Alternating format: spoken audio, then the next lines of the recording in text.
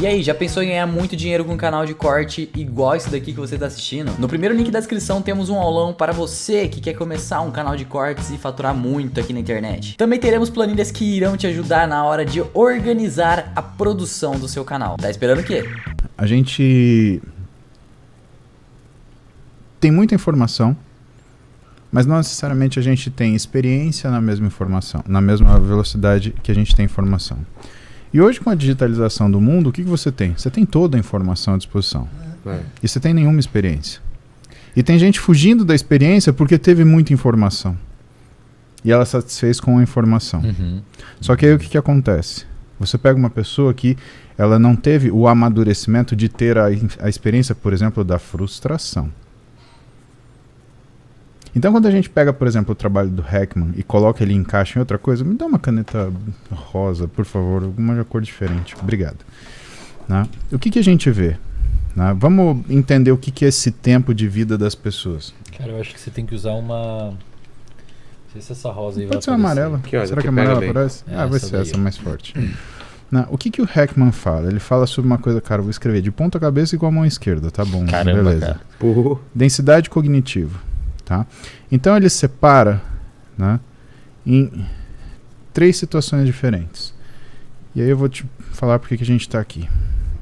Nesse momento, 20 anos de idade, vamos manter aqui 45 e vamos colocar aqui 80.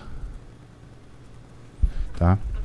Quando você faz a curva de densidade cognitiva frente ao que é a população, O que é densidade cognitiva? o quanto que você tem de... Vamos ver, é uma forma de você lidar com inteligência, mas a gente pode falar um pouco mais... Capacidade de resolver problemas, talvez? Bagagem. É uma forma de você definir inteligência. Né? A gente vai chegar lá. Mas a densidade cognitiva do Heckman, né, é o quanto você é capaz de pensar. Né? E de ter consciência. Né? Então, ele faz o seguinte. Você tem alguma coisa até os 20... Você tem mais ou menos 3 a 8 vezes, aliás, na casa dos 45, e você tem um ápice, né, na casa dos 80, que seria mais ou menos 3 a 8 vezes acima dos 45. E aí você tem uma manutenção até o momento que você morre. O que é interessante olhar nesse desafio?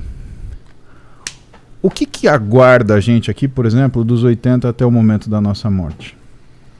O que é esse nível de consciência? É uma decatexis que vai te conformar com a morte? Ou é um controle das suas emoções que vão te fazer entender como ela acontece? O quanto a gente tem que melhorar dos 20 aos 80 para não transformar dos 80 até a nossa morte num desespero? Ou seja, envelhecer com serenidade.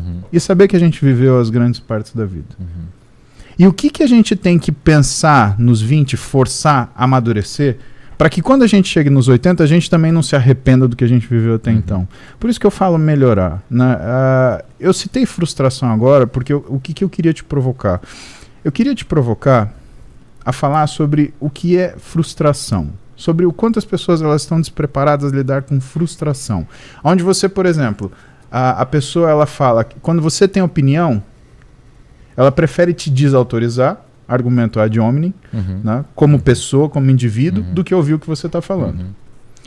Ou então, se ela discorda, ela precisa colocar o eu contra eles, precisa colocar você contra ela, para que ela consiga se sentir confortável para ter a própria opinião. Então não é que ela quer desqualificar a sua, mas ela quer se sentir dona da própria opinião e que a opinião dela ela tenha valor. E quando eu olho esse tipo de comportamento, é interessante porque isso daqui você faz isso imediatamente. Você faz um post, você dá uma resposta, você printa você responde um comentário, você vê isso imediatamente, você conhece muito sobre a pessoa, às vezes com uma frase. Né? O que você acha que é o caminho, primeiro, para as pessoas elas conseguirem adquirir maturidade? E eu te falo isso porque é uma das coisas que eu falo na live de manhã, né? Você tem que virar adultinho, né? Tem que comer a verdurinha, né? Tem que comer o chuchuzinho, né? E a outra coisa o quanto a pessoa ela está fugindo de frustração, onde na verdade é isso que vai fazer ela crescer. Citando também, outra coisa que você me mandou ler, você mandou a tarefinha do meu psicólogo, né, do meu terapeuta. Olha só, Obstacles Are the Way, né, do Ryan Holiday. Né, o quanto isso é importante. Quanto é importante você ter obstáculos na vida para atingir maturidade, capacidade, resistência à frustração. Cara, tem um conceito na neurociência e na galera que estuda comportamento chamado de inoculação ao estresse. Eu já comentei aqui, eu acho, em alguma vez. Que é basicamente assim, quando você se submete a situações isso é bem interessante, estressoras, você submete a situações estressoras. Um exemplo, o exemplo que eu mais gosto de usar é falar em público. Você cria resistência àquilo. Se você conseguir entender aquilo como um objetivo a ser vencido e não um objetivo a fugir daquele, e não uma situação a ser desviada, esquivada. Tem poucos estudos, tá? Vou fazer uma ressalva aqui porque são estudos difíceis de fazer e com qualidade metodológica duvidosa, porque são difíceis de fazer. Mas tem alguns estudos que sugerem que quando você tem pessoas com o mesmo nível, porque uma das formas de você mensurar, então tem duas formas de medir estresse e compromisso e ir para cima de um obstáculo e buscar amadurecimento. Duas formas, uma objetiva e uma subjetiva de mensurar estresse. A objetiva é você mensurar o hormônio que a sua suprarrenal libera no seu eixo lá, que é o cortisol, os glicocorticoides.